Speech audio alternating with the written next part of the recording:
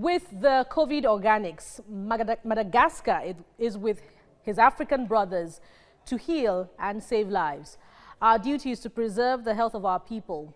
The Chad sent a plane to collect COVID organics donations. Thanks to President Idris Deby for his confidence. Those were the words of President Andry Rajoelina in a tweet on Friday.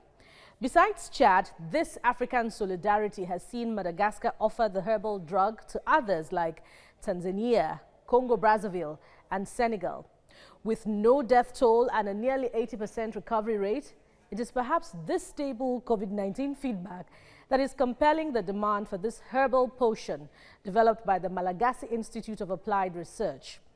With misgivings expressed by the WHO and the West African bloc ECOWAS, the jury is out on this proposed cure as much as it is on vaccines. Welcome to COVID-19 Myths and Facts.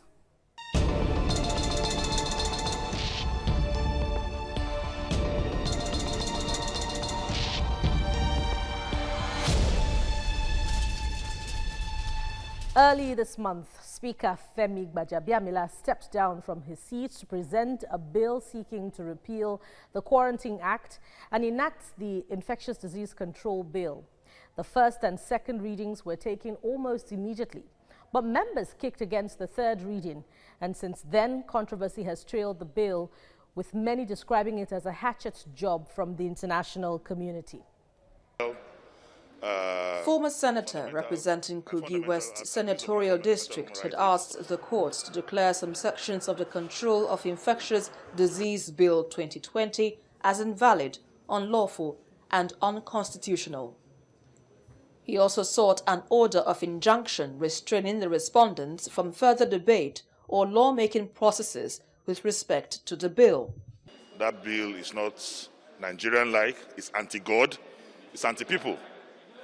In the meantime, a section of the bill predicated on compulsory vaccinations, saying any person on international voyage, whether leaving or arriving Nigeria, shall have undergone vaccination against all or any of the diseases as may have been described.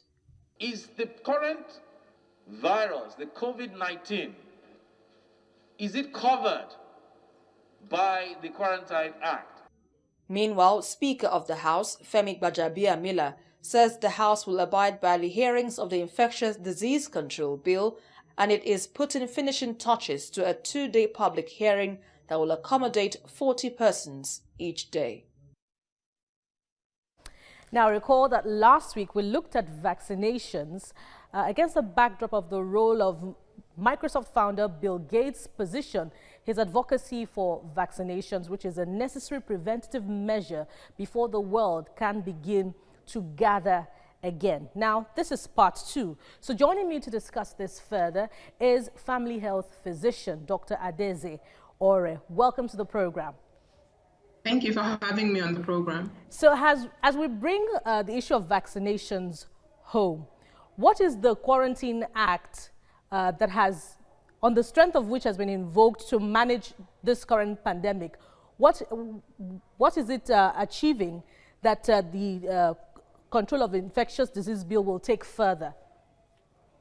You know, when there's an outbreak of this nature, generally that affects everyone across board, there's a tendency for everyone to want to see how they can do something proactive to help in the response. And so that's how I'm viewing this bill. But the Quarantine Act has been quite effective in terms of the powers that have been given to the Presidential Task Force on COVID-19, the lockdowns that were put in place in several states, including the capital, Abuja. I would say that what may have undermined some aspects of the response is more in terms of the economic challenges and economic conditions that a large sector of our population have been facing, and which had led to some desperation, and I would say with effects on behavior that would have undermined or compromised the response and led to increased risk of community transmission in our communities. So I would say that the Quarantine Act has been quite effective. And so we should be looking more into some of the contextual challenges within our Nigerian society that have led people to feel that they needed to do something. We have, before the outbreak, we know that 43% of our population were either unemployed or underemployed. So you can imagine the desperation with lockdowns, with the high number of people who we know need to source daily food and daily income for themselves and their families.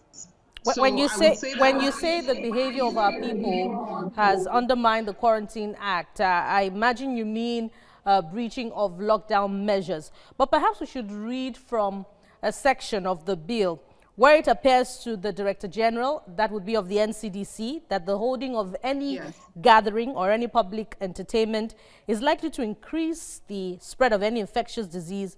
The Director General may order or prohibit or restrict, subject to conditions as he may think fit, for a period not exceeding 14 days.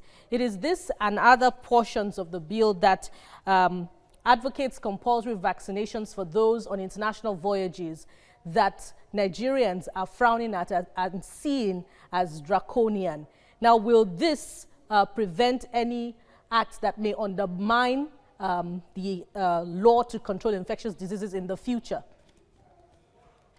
Sorry, can you take that question again?